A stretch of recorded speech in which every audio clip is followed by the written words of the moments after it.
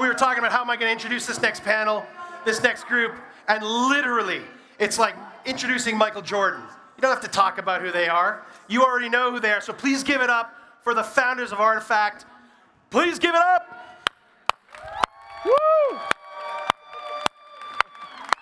Nice. Thanks, fellas. Nice to see you. Awesome. Yep. Thanks for doing Thanks, that. man. All right, here we go. Good to be back at Silicon Slopes. So we didn't hear the intro. Does everybody know who this is? All right, cool. So we got Chris Lee and Z from RTFKT. One more time. How cool is it that we got these guys here? All right, so they're two of the three founding members of RTFKT that, as most of you probably know, was acquired by Nike recently. So it's pretty big news within the space, right, within the meta space. And so we're going to hear a little bit about that tonight, but we're going to open the conversation up to a much broader picture of what's happening in the market, what's happening in the metaverse, what's happening in culture and fashion, both in digital and physical. And we're going to get some inside information here tonight. We're going to draw it out of you, okay? So before we do that, there's a lot of companies that are dabbling in the future. They're talking about the future. They're saying, hey, we're investing in the metaverse. We're investing in meta. We're investing in NFTs. We're doing this, that, and the other. But they're talking about it, okay? They're not doing it yet. You're not only doing it, you've been doing it for a little while, right? So today what we're going to talk about is a number of things. And I kind of put a hit list together of things that I'm interested in, things that I want to pick their brains about. So we're going to talk about Web 2 to Web 3. We're going to talk about metaverse in general, NFTs, blockchain. We're going to talk about drop culture. We're going to talk about digital fashion and digital wallets. We're going to talk about the creator economy in general and the decentralization of design. We're going to talk about democratization of wealth potential. We're going to talk about meta to physical, all right, and what that crossover looks like in the future. We're going to talk about AR to VR. We're going to talk about the future of consumerism, and we're going to try to talk louder than them. All right, so if we can do that, I think we'll have a really cool conversation. So before we jump into all of that, maybe we could take a step back and just introduce yourselves, right? So before you even started RTFKT at all, who were you? So hi, I'm Chris Lee. I was just that computer 3D kid, always been doing 3D since I was young. From Salt Lake City, Utah. This is my hometown. Still here. Love Utah. 801 for life. All right. But I worked in different industries. I was in the music industry for a while, designing for Kendrick Lamar. I did the TV logo, directed music videos for Anderson .Paak, Ty Dolla $ign, and then hopped into filmmaking, where I directed a couple movies, one of them being on Netflix. Uh-huh. And then, starring Danny Trejo. Drop the name. It's called Zombie Hunter. It's a B film, shot here in Utah too, where I edited the VFX and everything. But with all that knowledge in design and effects, 3D, I went into the skin scene for video games, because I'm a huge gamer, where I was designing skins for Counter-Strike and Dota 2, and I had Rainbow Six Siege. And then that's where it started leading into this whole sneaker thing, where I was just sticking skins on sneakers, especially my skins from Counter-Strike. They went viral, and then Benoit discovered my designs, because at the time he was the brand manager at a big esports team called Fnatic. It's one of the top esports teams in the world.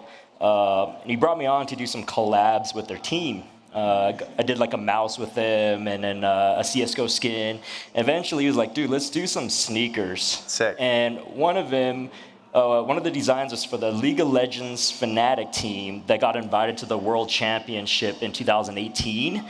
And he was like, dude, this is going to be televised. Let's make these sneakers into reality. Because a lot of my sneaker designs are very complicated. They're based off of gaming aesthetics.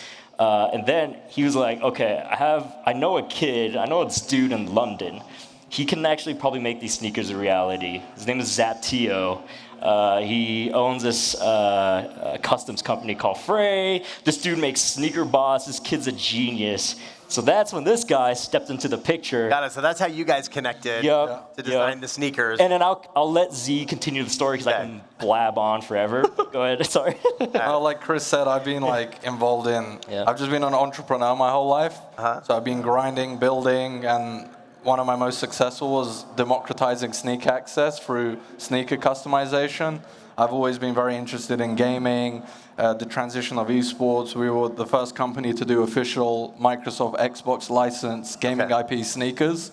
So I've been in this whole world of like drop culture and just building businesses, and then met up with Chris and Benoit. And I think the main thing with us is like we all came from very complementary industries, from gaming, sneakers, skins, and we had a vision that there isn't a brand today that combines all of these passions. And the way culture was changing was all of these cultures were merging. So gamers were becoming cooler, wearing sneakers, collecting, and like this whole merge, there wasn't a brand. So we got together and we're like, let's stop what we're doing, let's join forces and build a brand of the future, and now we're here. Yeah, because like when he did the physical production of the sneakers for the League of Legends team, it was televised. There was so much hype around the sneakers. Everybody was DMing all of our accounts, like, "Oh, we want to pay you this much. We'll PayPal you how much? We want these gaming sneakers." So that's when we knew, hey, this is probably where the world is heading. Like, and at that time, were these digital sneakers only, or did you also make physical sneakers? No, so when we started, we were like focused on physical because at the time, no one really understood NFTs. It was mainly crypto, but we knew that a brand of the future would use blockchain and these technologies. And then we started, and then COVID kicked in and made the whole supply chain very difficult. And then we were like, let's just go full on physical, and like we believe full on digital in a sense. And we believe in the future, like digital will be more important than physical. And we see the physical helping people who don't really understand NFTs to understand the simple value proposition as if you hold this NFT, you're creating this physical collectible. And that's really how we got our proof of concept and help people understand what we're trying to build here. Awesome. So for somebody who may not understand where the value is in an NFT, let's, especially within a sneaker, like break that down. I'll start maybe on the sneaker side. Like sneakers have become cultural status symbols among kids and collectors, and we kind of saw what was happening in the physical world of people buying, reselling sneakers, and there's a lot of friction with that. There's the authentication, and then if you do that all digitally, people still have the experience of collecting. They hold an artifact that's a collectible. The scarcity is fully locked on the blockchain, so if there's only 1,000 of these, it's transparent for everyone to see. And it also adds in new mechanics, where, for example, Michael Jordan owned this NFT and then gave it to someone, and you have that provenance and history on the NFT. So we saw that link of being like, NFT technology can make what already works in the physical place just a more seamless and frictionless experience, and add a new level to it that you can't see in the physical world. And we knew this would work because the habits were there, especially being a millennial and paying attention to what Gen Z is doing. People are collecting digital items for the longest time. Like I myself was dabbling in Second Life. That's old. If you guys don't know what Second Life is, I always tell people that's the true OG metaverse. Like I had a brand in there, created like my own like, digital brick and mortar store.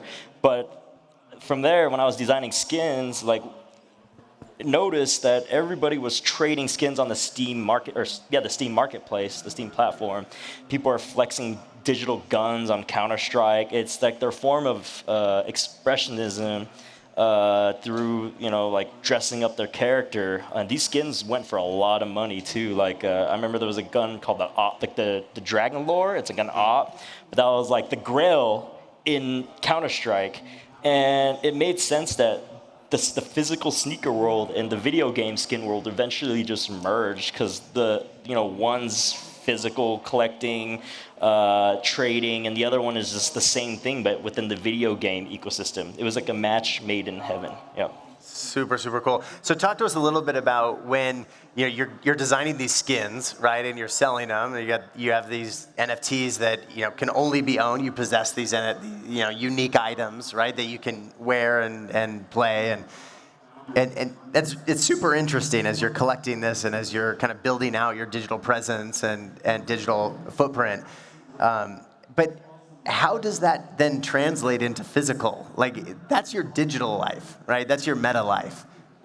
How in the world does that become physical? Yeah, so on that, we developed the term and we coined it. It's called forging. Which kind of takes from the video game style of like dwarfs with anvils smashing things. So we basically created the mechanic that if you own the NFT, which is the digital item, you can redeem a physical, a one-to-one. So you have the like digital and physical. Okay. And that basically allowed loads of people to understand, because sneakerheads were buying our NFTs because they like, oh, if I own this, I get the physical version. But our grander vision is like the utility of the digital ownership. At a baseline, an NFT is just giving you the ownership of a digital asset. But with what we're building, we have like a really long roadmap of crazy ideas, and we do everything in a step-by-step process because the market's not ready right now. And that's why we started with sneakers, as that's the catalyst of merging of cultures and status and a hot item. And then we went on to avatar and identity with our CloneX project that we got Takashi Murakami on, who's one of our idols, and that was a great experience. Yeah. He hooked us up with the hats. So. Yeah. And to add to the whole forging thing, we believe it's very important because, I mean, everybody is passing the phrase metaverse around, not really understanding what it could be or what it is going to be eventually. So we believe Artifact is the bridge between the physical world and the metaverse, because people still want tangible objects. We believe that 10, 20 years from now, obviously we're going to get haptic feedback with gloves, or you can touch these NFTs eventually. But right now, as human beings, we need our real shoes still. We need physical clothes.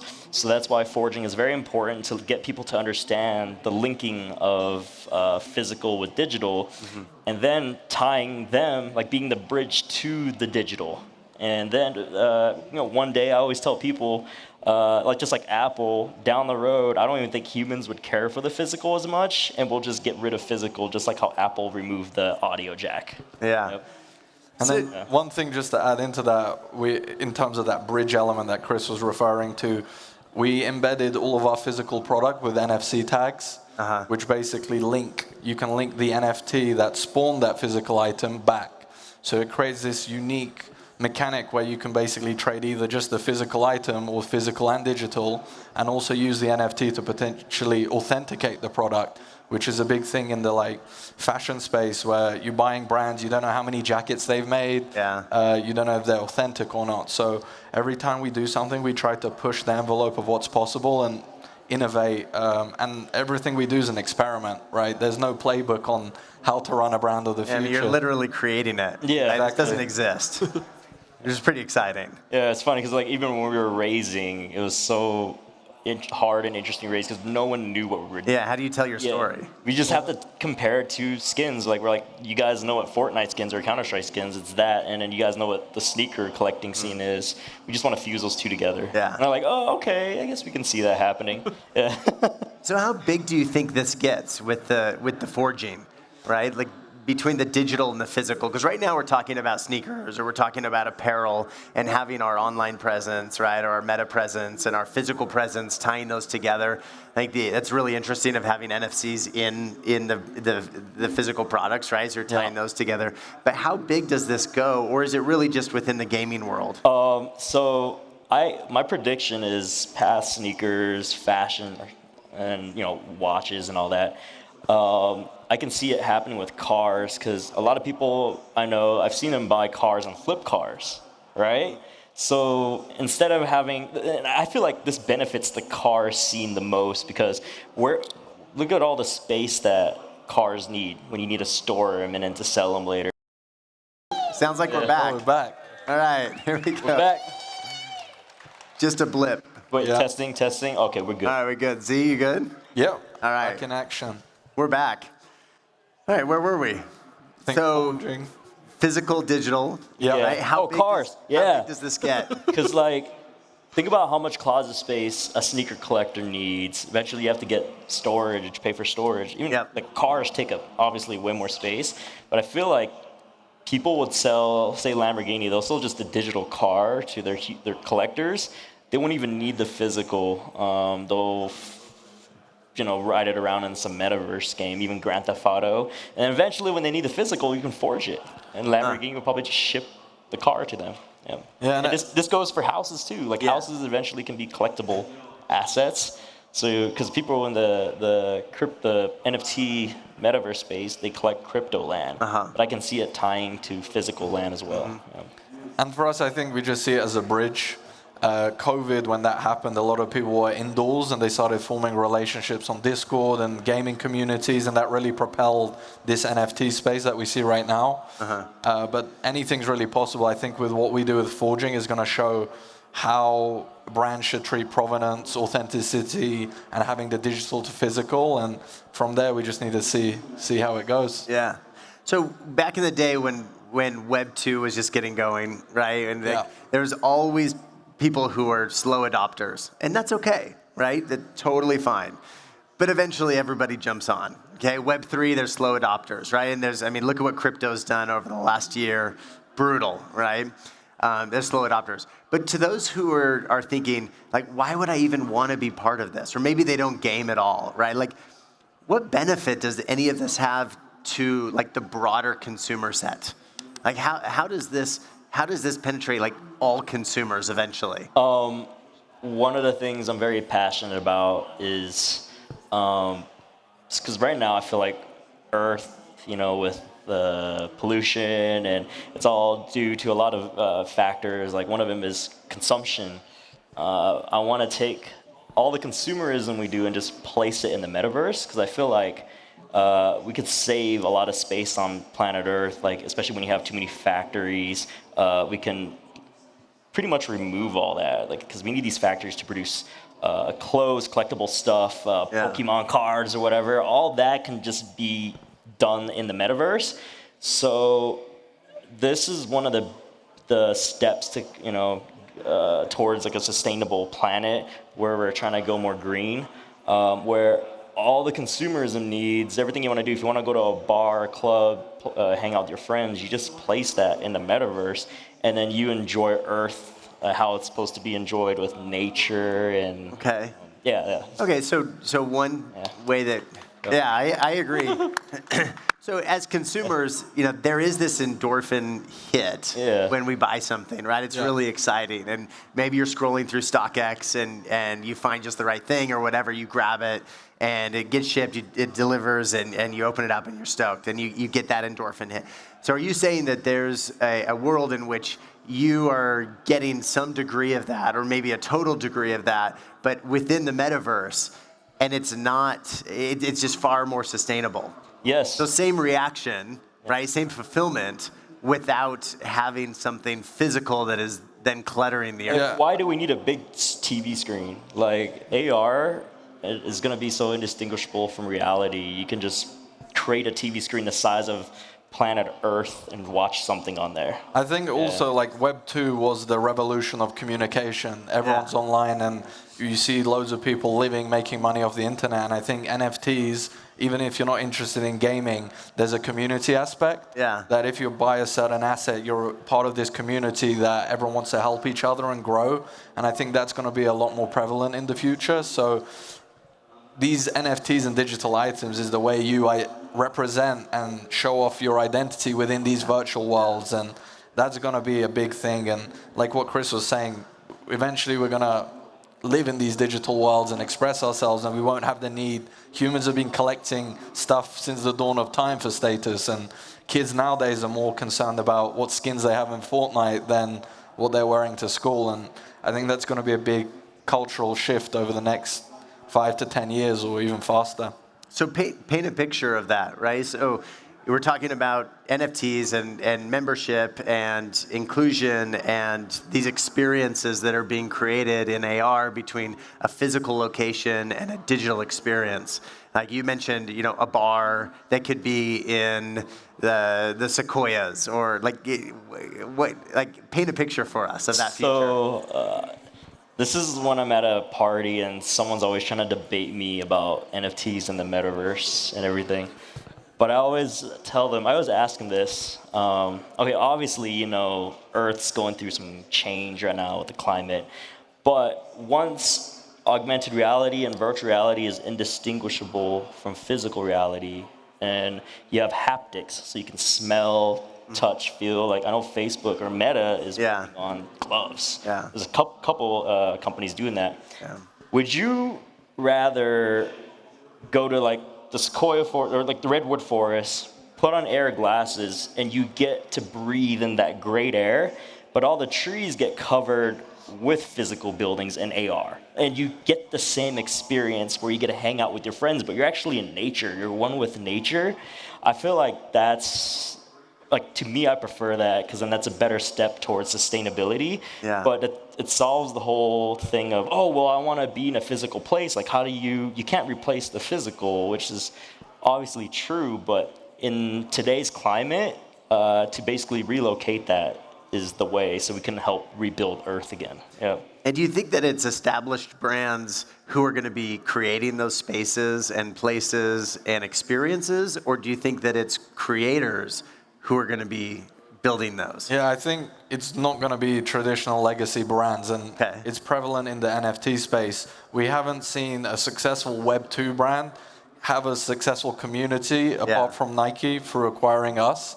And the reason for that is the NFT community is built on a completely new culture. It's organic, it's transparent, it's on Discord, and it's these areas that traditional brands haven't leveraged. In the Web 2 space, it's a one-way street. Brands sell you products and you're a consumer. Even though they get all the press, right? It's exactly. Like as soon as McDonald's even touches it, or Starbucks or whoever, they get all the press. It's because that's what they're concerned about, but this space is not going to be built by these brands. It's the people right now building, like Tommy from The Remade. He hosted his own event in Taiwan and brought all of the community together and helping growth. And it's these builders, creators who understand this vision, who are going to build this space, and technology that's advancing super fast is just going to be a tool that everyone can leverage. And NFTs, blockchain, it's being democratizing access to everything, which hasn't happened in Web 2. So no one can really say where it will go. But from my opinion, I think it's the creators that are going to do that. And that's our whole brand is focused on creators. Yep. If you guys want to learn 3D, learn it now, because I tell people that's going to be like the next biggest wave. Like when everybody was trying to be an engineer, everybody's going to be learning 3D. 3D is important for the metaverse. Yeah. So somebody who may be interested in that, like somebody who's sitting here thinking, like, I want to create skins for Artifact. Like, what tools? They just join our Discord. We have a whole creator section. We'll onboard them. Our community is very receptive. They love educating people, and a big part of this space is education and onboarding. So just dive in and don't be afraid. The only way to learn this space is by experimenting and actually getting your feet in the ground. And that's a big part of the creator economy, is that it's open source. Yep. Exactly. Right? And that's native to our brand. Like a lot of the assets that we make, we give them to the community. They skin. We gave 19 artists the opportunity to design their own Air Force One, which is something that is only for like the top talent in the world. And democratization is key to the success. So talk to us about what's going on up here on the screen and how this democratization of design and to creators, and how you're enabling creators to do something at a pretty high level. So this project, this happened right after our acquisition, and we love this project to death because it's really a combination of everything we came from. So this combines skins with sneaker culture, fashion culture, and it's really bringing in creators to skin these shoes eventually in our idea of the creator economy, where we release assets for people to skin, but these have skin vials in them where you stick them into the sneaker digitally and it gets skinned. So you have like the base shoe, which is the Nike Dunk Genesis, and then when you stick it in, it creates a skin like that video right there, and then you can evolve it as well. But it's a really cool project because it's really going to merge the gaming skin scene with the sneaker culture together, and the idea of skins and digital collectibles. And we're not constrained by producing physical product is very difficult, and sneakers are one of the hardest products to produce. With digital sneakers, we can go as crazy as that with fire and levitating, and it's really it's a canvas that people can create on and just make the future happen. So you've created the canvas then and opened it up so that gamers or creators can then essentially build their own. Exactly. Their own. The way we see our brand is like we're paving this way and like experimenting to see what works and doesn't. And then we want the creators to take control and build their own brands, create their own ecosystems. And the metaverse isn't one place. It's people creating cross-utility for different NFTs. So you'll be able to take this shoe into one game or another game, a community project. It'll give you access. So we kind of just want to lay the foundation and educate and experiment so everyone else can take control and go crazy. Yeah, and that's why, for example, we fought to get full rights for Clone X holders too with their clones, because we really genuinely believe that they should create their own brands, because it all benefits each other. Like, we don't make a dime from someone creating a brand with their clone. No. But it will benefit us down the road because they believe in the brand and what we're giving to the community. Eventually, a clone holder will tell their friends they're going to come in and buy clones and get into the ecosystem. Yep. So break down the economics for us. How does this work? Right? I mean, Nike, big company, been a tough year for them, right? But they're also economically interested in this proposition. So how does it all work? With our relationship with Nike, it was pretty amazing. Like, we started the company, like, we're all huge Nike fans, and when Benoit, when he created the first deck for Artifact, he goes, we're doing Nike's roadmap in 2050 today. And then when they approached us, they were super, like, interested in what we do. So Nike came to you. Correct, yeah, they approached us, and at first we were like, oh shit, are they gonna sue us? Yeah. But then we started... They were just about to drop something within the... They released in like 2019 a CryptoKicks patent. Yeah. And that actually scared us from going into this field, but we were like, just do it. And we basically got to they allowed us to stay completely independent from Nike, continue innovating, continue building and supporting us with all the resource we need. And then that acquisition was really big for this space because it showed that, like, three guys who met on the internet, build a community, a top brand in the world, acquiring us and opening their whole network to what we're doing, I think is very powerful, and it really made our community excited, and I think the possibilities now are endless. That's awesome. Real quick, I want to continue that story as you was talking about. It's too funny. We finished raising, so we did our pre-seed for Artifact.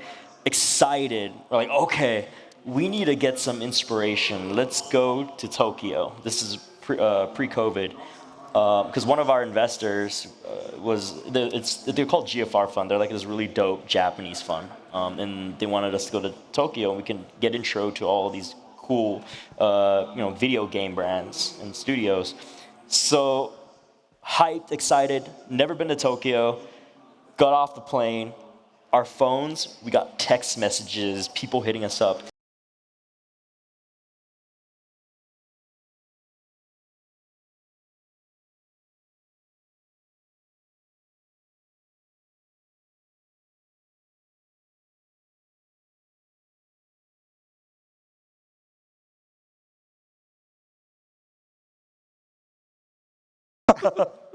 There you go.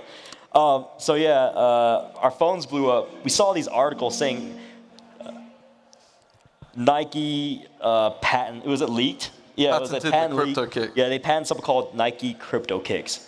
Yeah. And excited, getting off the plane, and our moods changed.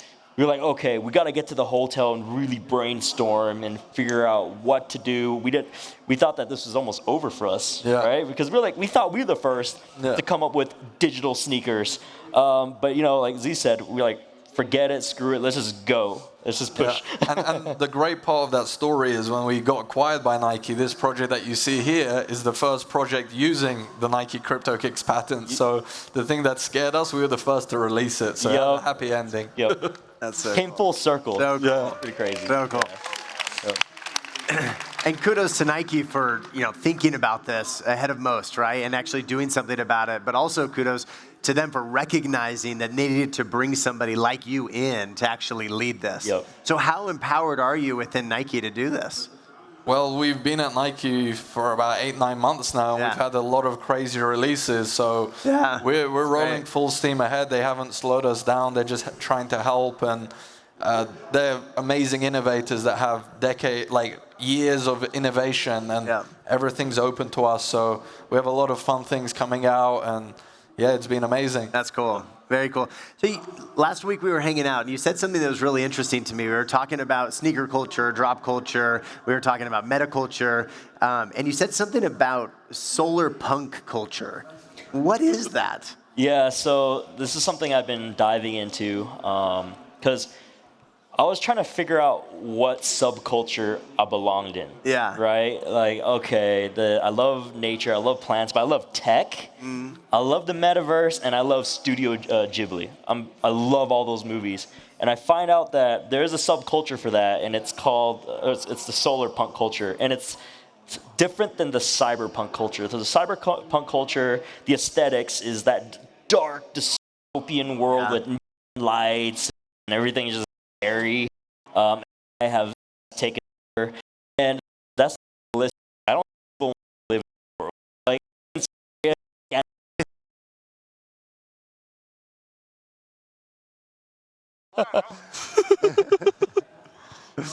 we don't know what these are. Okay, so solar punk culture is the aesthetics is what we want to live in. It's all about nature. It's very similar to Singapore. It's like they combine technology, architecture, everything fused in with nature. Yeah. And I feel like that's the direction humanity is going to head into. Robots will farm with us.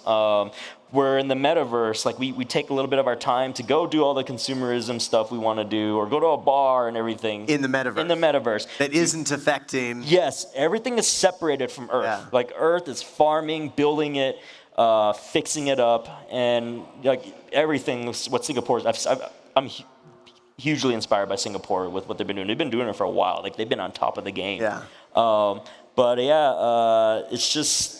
The aesthetics is way cooler. It's brighter. It's more peaceful, and I'm trying to push for that narrative. So like, I love talking to people who have startups that are all about like plant culture, anything about sustainability. Because I feel like with the metaverse, it's gonna be big, and people are scared of that whole, I'm gonna be addicted to VR. And I've seen pictures of this guy with a VR headset on. He's drooling, and he's just like lost in this world. I don't want that. It's the inception fear. Yes, like the whole point is to ground everybody, get people to love Earth, and realize to use the metaverse as a tool, and it just goes hand in hand with each other. Yeah. Super cool. Fantastic. All right. Well, thank you for your vision of the future. Really fun. We only have about 10 more minutes, but want to open it up to questions. Oh, we got a mic right down here. Oh. Yo, what's up? Big fan of the artifact space. Thank my you. right here. Big fan. Hey, what's up? I love everything you guys do with, especially I follow the Instagram page, the Artifact Creators, and they show everything that they do, all the videos, dope videos. I know that you said 3D is something that's going to be huge in the future to tap into. I definitely don't want to be an engineer. I love this space, you know what I mean? But right now I usually only play with about Adobe After Effects and a little bit of Blender. What would you say would be the steps for someone barely tapping into the 3D creation to get in there and actually learn what the skills necessary to be on that artifact type of level? So you're lucky to be starting in a time like this now, because when I did 3D, we barely had any programs, and they had to learn from books. Like I had to go to the Salt Lake City Library and check out fat computer manuals and take the CD out and install the trial version of Maya and learn it in 15 to 30 days, because that's when it expired. But with all the resources, there's so many cool packages you can learn, and the one package you should learn is called Substance Painter. Because when I was learning 3D, you had to paint the texture on the 3D by hand, and it was very time consuming, and you painted on UV maps. So if you guys don't know what a UV map is, it's like, say if you have a can, you have to unwrap it, like unskin, and you draw on that on Photoshop. But Substance Painter you paint directly on the 3D object, and they have things like smart materials where you can throw a pre-made material on, and it adds like detail, like edge wear around the surface and the edges of your 3D object, which gives it that AAA VFX video game studio vibe. It's really easy to learn. If you know Photoshop, you can use Substance Painter quite easily. Yep. No more. Yeah, I got a question for you in terms of, I mean, you mentioned earlier about like Second Life and some of the more open world places, and NFTs have, NFTs and skins have been great in video gaming, anywhere for it. But I'd love to know your opinion on when you move to more of like an open world Oasis Second Life kind of place, what's the evolution of that, and where do you see NFTs and use cases that are not specifically gaming, but on a more broader stage for communities? Yeah, I think just quickly, in terms of right now, gaming and NFTs, there's no case study of it right now because game publishers have closed ecosystems. As soon as that needle pushes where people are like, I'm not going to spend money on these skins unless it's open, and we see a true AAA game that breaks the barrier, and I think that will just create an explosion where the game publishers will allow different NFT communities, but I believe that also communities will run their own world. So this whole concept of interoperability we'll see a lot, and every game right now has a pirate secondary market on eBay where you buy accounts, so there's definitely a demand for this interoperability of skins and status, and I think it's going to be a few years until we see that real AAA game that comes out that will open the floodgates to a whole new world. And to add on to that too, we know big metaverse worlds are going to be very valuable in the future. So that's why we love working in reverse. Instead of making one massive world and dropping everybody on there and expecting them to build, which I'm not saying it doesn't work because we have Minecraft and everything, but if you want everyone to truly build the metaverse, we think it's easier to start with, for example, we released the space pod. Everybody got the same space pod. It's a small room. And you give the community a boundary. They go out and they figure out how to hack and break out of that boundary. So we saw people creating skins for the space pods, like one-click installs, which was super cool and genius. But we believe, like, starting from the space pod, just like how when we're born, we have a room, and we eventually learn to decorate that room. And as we grow older, if we go out to the world, go to college or whatever, we get a dorm, we decorate that dorm, and with the goal of one day maybe having your own apartment or a house. So you see how it's in reverse? You start small and you scale outwards. That's what we're doing. Small spaces. That's why then we had introduced the loot pod that connects to the space pod, because that's at that point people kind of know about decorating their space pods. Now they go into the loot pod, and then we drop like a lot of stuff for the creator community, like our avatars. So now you learn how to create clothing for the avatar, create sneakers for your CloneX avatar. So it's building outwards. If you start that way, it's easier for the community to follow and help each other, because it's like going in a linear path until eventually everybody's going to learn 3D. They're going to know how to use Substance Painter, Blender, Photoshop, and they'll have the tools needed to really build that massive scale metaverse together. Yeah. I think a good example also is like Summit, right? So using NFTs of the different degrees of passes that you have at Summit and what you have access to. Right? And you think about experiences, concerts, you think about like true holography, or like what Lightfield Lab is doing with solid light and creating these concert experiences in digital and physical, in Forage, right? Where it's like being able to purchase or acquire these through NFT, these experiences that will enable you to have access to them. Like that's a very, very applicable and like really easy to understand way of understanding NFT. Yo, Bloomberg dropped this week that NFT volume is down 96% of what it was in the beginning of the year. Pretty tough beat. 17 billion now at $500 million, which is pretty steep. So in reference to that, my question is just simply, what is it going to take for us to get back there? And most importantly, is it even a metric that we should care about, right? Because I know there's a bunch of diamond holders who are, hanging in there. But yeah, tough year. just want to get you guys the insight on what's going to. Yeah, it's tough. They're lumping a lot together too, right? It's like NFT, crypto, like yeah, I think they're throwing it all into the bucket. Yeah, on that point, crypto is very volatile and we're in the early stages, so these periods aren't the best, but for us, we see a positive in it, because a lot of the people who are leaving in this market are people who bought NFTs as an investment to get rich and make a profit. Right now is the period for building when the prices are down. People who really understand are going to create what's going to work in the future. So it just sucks that the nature of crypto right now is volatile, but as it scales and more people adopt, we feel like prices will go back. But we see a positive that this is really the time to really get down and weed out people who are just here to make some quick money, and that's not the purpose of this space. That's why press has just been like 100 million sale or this, that, and that's not really what we're about. I remember during the internet bubble, same thing. There's always articles like, is the internet going to be the future? It's the very few that stayed, that believed in this future, that built it during that bear market. Yeah. And now look where the internet is today.